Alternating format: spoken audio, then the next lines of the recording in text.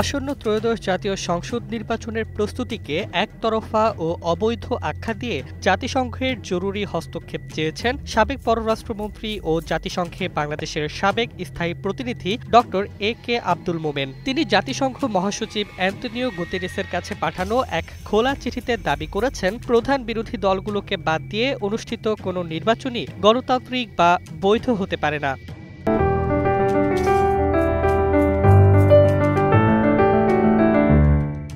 চিঠিতে ডক্টর মোমেন সতর্ক করে বলেন, বর্তমান অন্তর্বর্তীকালীন প্রশাসনের ঘোষিত নির্বাচন ১৯৯৬ সালের ১৫ ফেব্রুয়ারির ভোটারবিহীন নির্বাচনের পুনরাবৃত্তি ঘটাতে পারে, যার স্থায়িত্ব ছিল মাত্র ১২ দিন। তিনি আশঙ্কা প্রকাশ করেন, এবারও অংশগ্রহণহীন এই প্রক্রিয়া দেশের রাজনৈতিক বিভাজন গভীর করবে, জনগণের আস্থা নষ্ট করবে এবং দীর্ঘমেয়াদী অস্থিতিশীলতার ঝুঁকি বাড়াবে।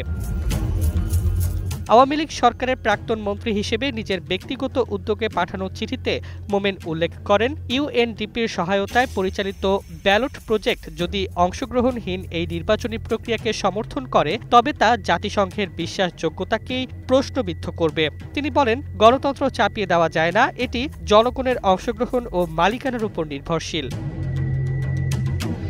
চিঠিতে মোমেন ৩ দফা সুপারিশ রাখেন, কোনো সীমাবদ্ধতা ছাড়া রাজনৈতিক অংশগ্রহণের পূর্ণ অধিকার নিশ্চিত করা, নিরপেক্ষ ও সময়সীমাবদ্ধ অন্তর্বর্তীকালীন প্রশাসনের অধীনে নির্বাচন আয়োজন এবং জনগণের ইচ্ছার প্রতিফলন নিশ্চিত করে স্বচ্ছ ও অন্তর্ভুক্তিমূলক ভোট ব্যবস্থা গঠন।